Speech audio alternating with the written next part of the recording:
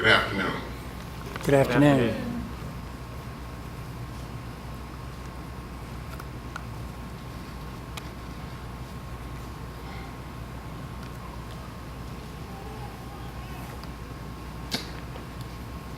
Every time I see that documentary, it takes me back.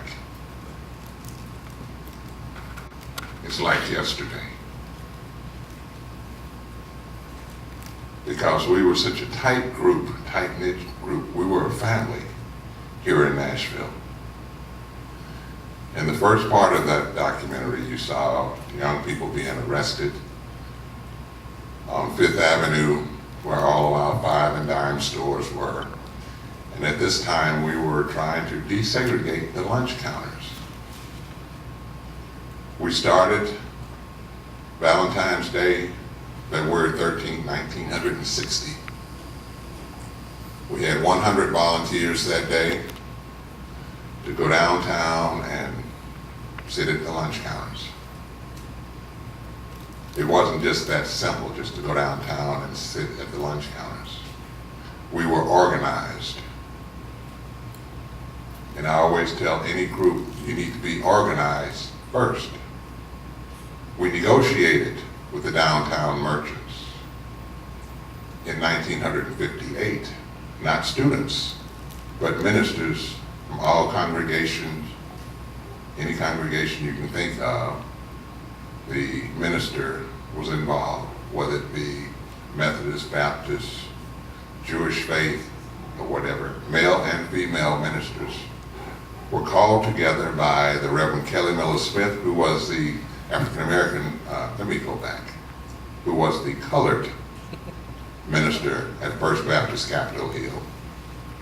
Because a year before that, he was elected as the chaplain of SCLC, which is the Southern Christian Leadership Conference, which was birthed in Atlanta, Georgia, by Dr. King, the Reverend Fred Shuttlesworth, and some of the other members who were a part of the Montgomery bus boycott. Reverend Kelly Miller Smith went to that meeting in 1957, and he was elected the chaplain. Came back to Nashville and started organizing NCLC, which is a chapter of SCLC, the Nashville Christian Leadership Conference. 1 year to the date, January 10th, 1958, he was selected as the chairperson of NCLC. And in 58, they went downtown, the ministers went downtown to the mall. Well, we didn't have malls. Well, we had one mall. Let me ask a question first. How many of you know where the first mall was in Nashville? I see a young lady in the back with her hand up with a white blouse. Where was it?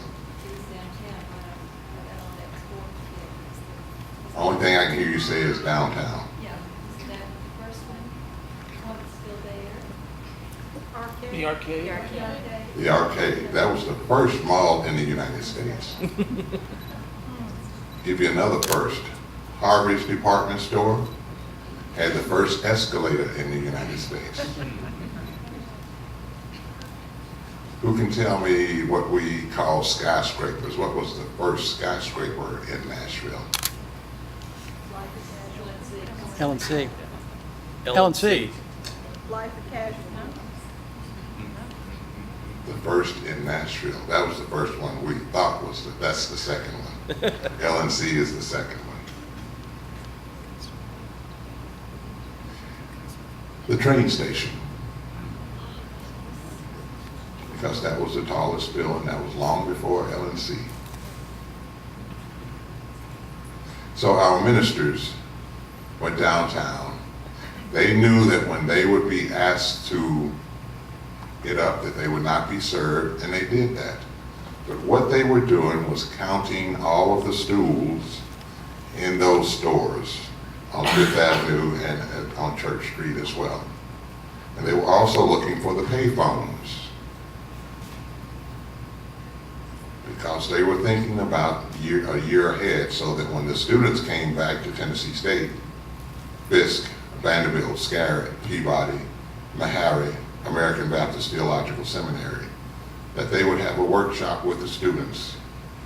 And so in the fall of 1959, Jim Lawson, who was a student at Vanderbilt Divinity School, started the workshops with the students. We learned different Bible verses, we learned a lot of songs, and we learned how to protect ourselves. And so on Valentine's Day of 1960, we had our very first sit-in here in Nashville. We had 100 volunteers. It did not make the paper. We had two papers at that time, the Tennessean and the Banner. The second sit-in, we had 200 volunteers. The third sit-in, 300, and the fourth, we had 400 volunteers. And we knew that on the fourth time that we went downtown, that there would be an arrest made. Now, how did we know that? Because when we had our first sit-in, we invited the head of the police department, so that when we had our sit-ins, he would have the policemen in those stores for our protection. And we got a lot of protection, as you saw on the documentary. It took us 4 years to desegregate all of Nashville. Anything that you can think of in Nashville was segregated. Mother's Day 1961 is when CORE met with a lot of violence in Anniston, Alabama, and in Birmingham. They stopped in Atlanta to see if Dr. King would go on the Freedom Rides with them. He said, I'm not going on a Freedom Ride, and I think that you should stop right here in Atlanta, because my sources tell me that things are going to get rough from this point on. But James Farmer, who was the director of CORE, C-O-R-E, Congress of Racial Equality, said, we're going to go on, because we wanted to get in this Freedom Ride in New Orleans on May 17th.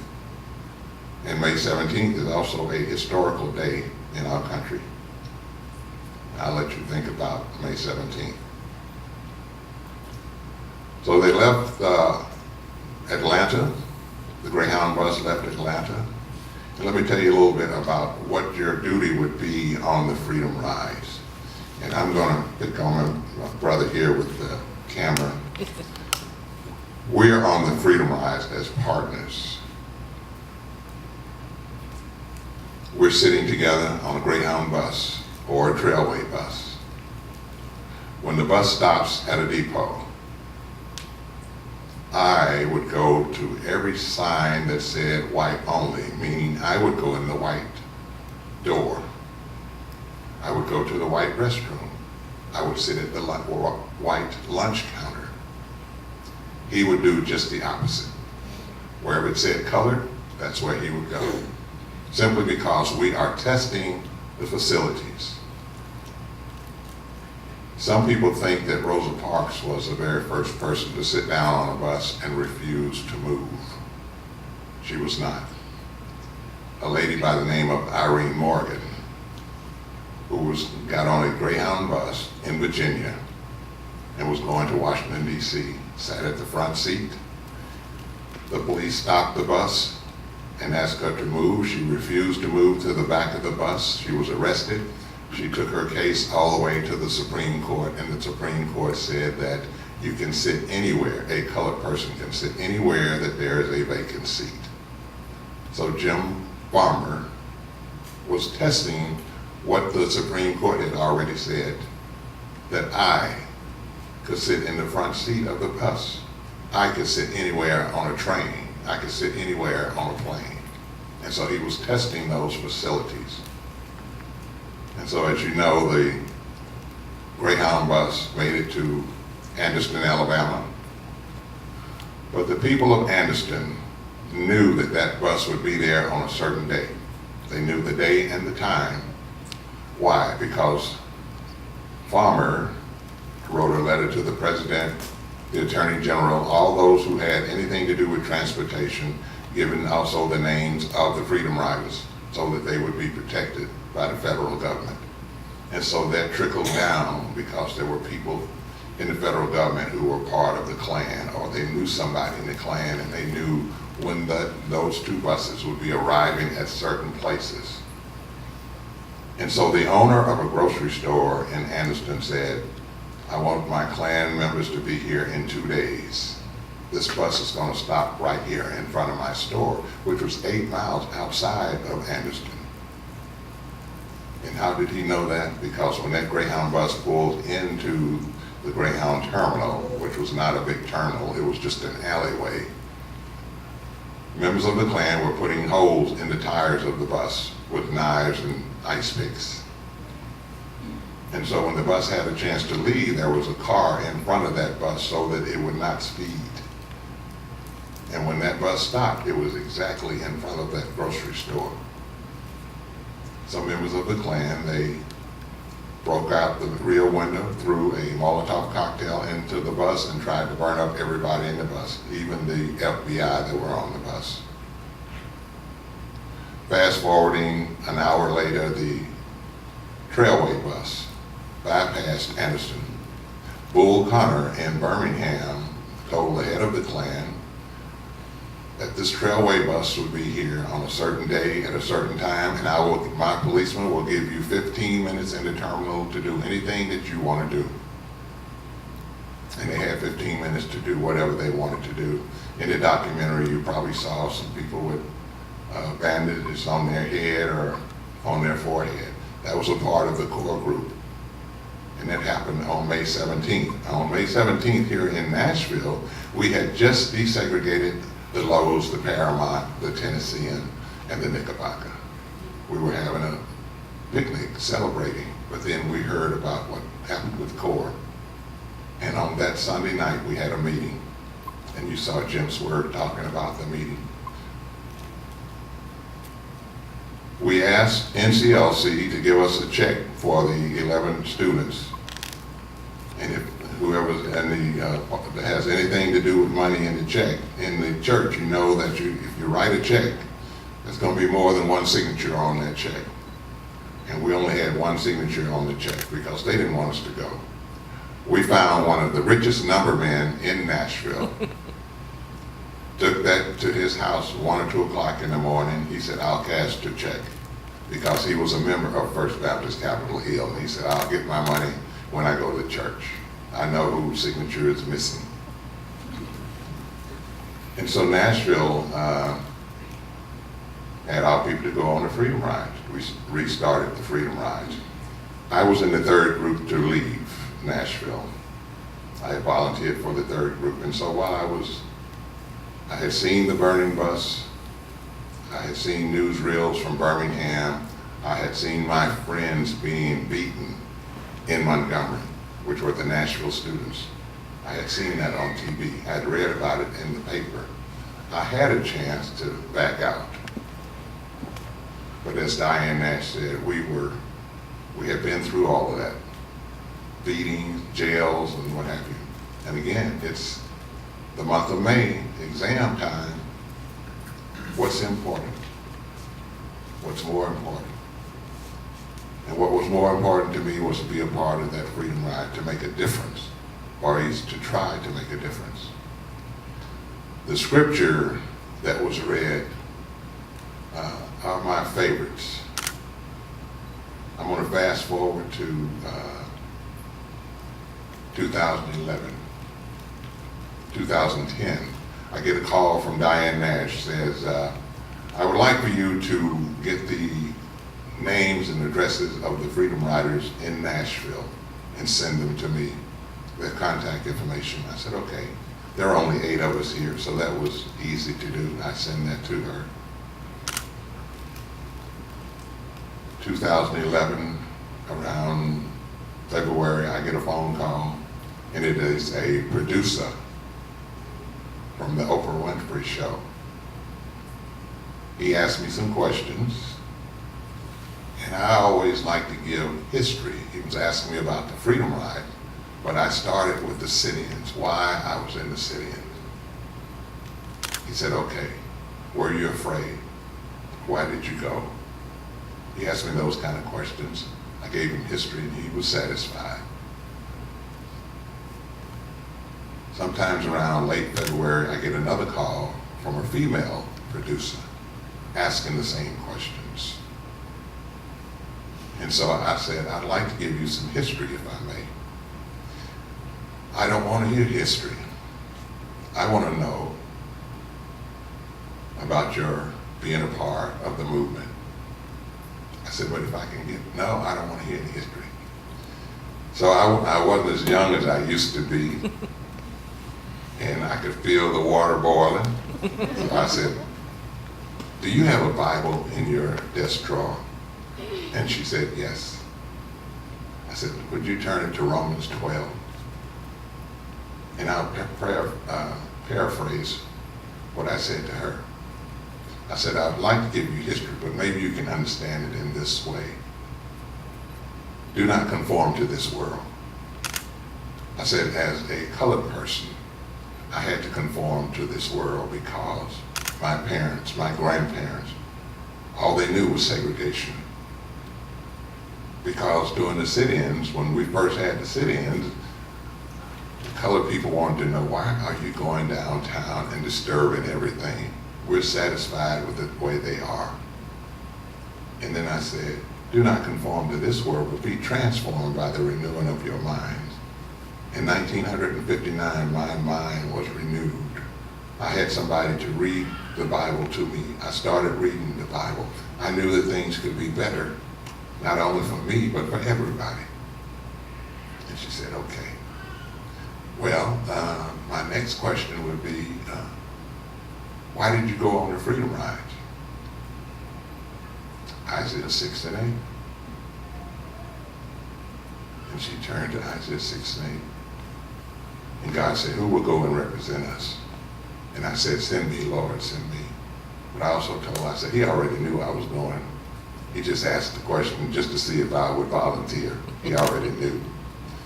Well, now you're getting ready to go into Mississippi and you don't know what's going on. That's the worst state of all. I said, well, that's the easiest one. That's the 23rd Psalm, if you just read that.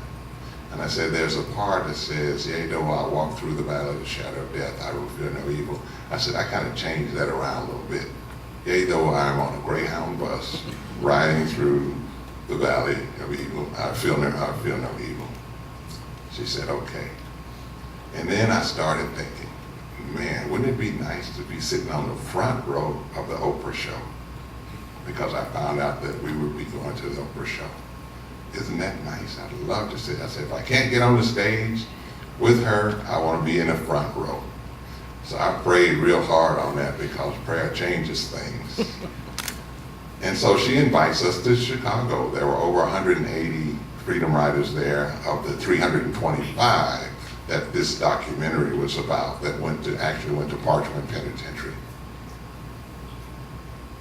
So I go to the Omni Hotel. 8 of us leave, fly to Chicago to the Omni Hotel. They give us a little card, and it had to do with what bus you were going to ride from the hotel to the studio. And I put it in my pocket, and I just looked at one half of it, and it was a letter, the letter B. And so the next day, we get up and we load the bus, and I had to jump on the B bus. I'm sitting there, and a young man walks through. He's checking to make sure that you are where you're supposed to be. He said, your name? I said, Rip Patton. You're not on my list. Let me look at my other list. You're not supposed to be on this bus. You see that car behind this bus? That's where you're supposed to be. Get all your luggage off and go back to that car. I said, okay. I went back to that car, and the gentleman there, he said, we're waiting for 2 ladies to come down, and then we'll leave. And by this time, the 2 ladies came down, and we all, the bus, the whole caravan, 180 Freedom Riders, and going to the Oprah show. The bus kept going and made a right turn, and we stopped on that side street, those of us who were in this limousine.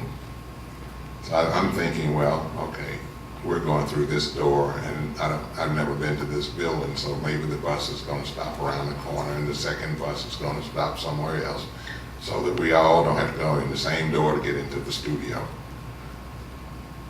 But when we walked in, the three of us, we had to go through, empty our pockets and all of that. When I went to the green room, I knew that I was going to be on the Oprah show.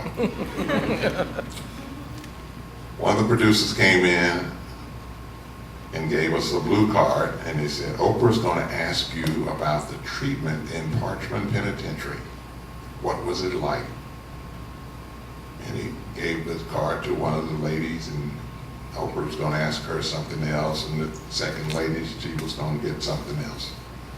And so when my segment came up, let me say this, between every segment, I wish it could have been there.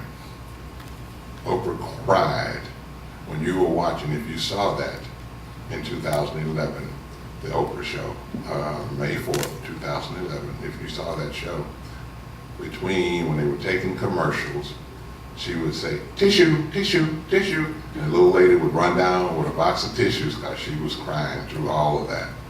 And so she asked me, what was it like being in Parchman Penitentiary? And I'm supposed to tell her what the conditions were. But for some reason,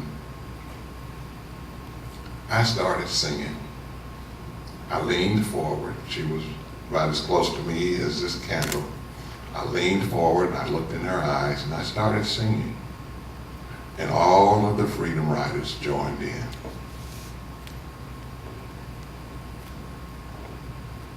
That was quite an experience. The sit-ins here in Nashville, the Freedom Rides, they made a difference. If you've seen the documentary, what you have seen would be from the book, which was written by a history teacher out of Florida by the name of Ray Arsenault, who was a very close friend of mine. It took him 13 years to write the book. And it's about 98% successful. It had everything in it that actually happened. And I'm not going to tell you what happened in Parchman because I got to save room for some Q&A and what it was all about. I want to hear from you. I served my time. It was a $250 fine or 67 days. I got out in less than 67 days. We had one white female that stayed 66 days. The 67th day was on Christmas Day, and they decided to let her out so that she wouldn't have to spend Christmas in Parchman Penitentiary. But after about 45 days, they had made a case and they started getting the Freedom Riders out of jail. And this one young lady said, I don't want to be bailed out because I didn't come to Mississippi to be bailed out of jail. I'm going to serve my time. The attorney called her boyfriend in Ohio and said, come get her, they're going to let her out a day early. And she got out. Years later, she was living in Florida. They live in Florida now. She and her boyfriend are husband and wife for over 50 years. And she wanted to get a job as a toll booth operator in Florida. She went and filled out the application, and there's a part that says, have you or are you a felon? And she said, well, I don't know if I should fill that out. No, I'm going to tell the truth.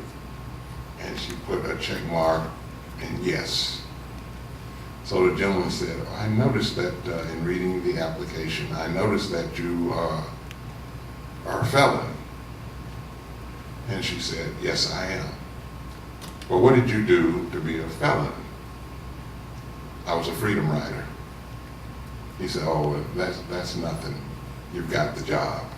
And she retired as a toll booth operator in Florida. Just in case you don't ask me this question, which is always asked to me, what did my parents think about my going on the Freedom Ride, knowing what had happened in Anniston and Birmingham and Montgomery? The third group that I was in, we left on the 23rd of May, drove down Highway 31. To my young people here, there was no such thing as interstates. So if you want to go to Birmingham, you get on 65 and go south. And I always tell the group that Highway 31, do you know where Highway 31 is? 8th Avenue. Franklin Road.